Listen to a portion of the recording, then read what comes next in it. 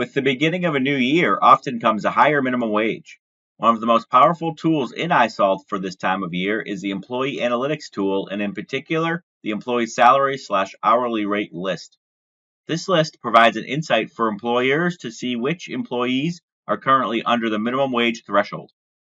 Under your isolved account, navigate to the left side menu bar, select Employee Admin Tools, and under Employee Analytics, select Employee Salary/hourly rate list.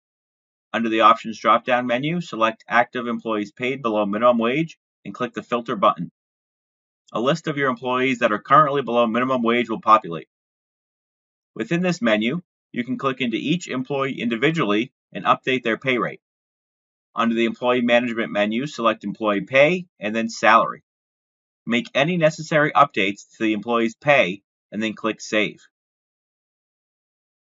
We can navigate back to our Employee Paid Below Minimum Wage list to see which remaining employees are under minimum wage. Repeat the process for each employee necessary until all your employees in the list are updated. This is an easy way for employers to see which employees need a bump in pay to make sure your business is staying compliant.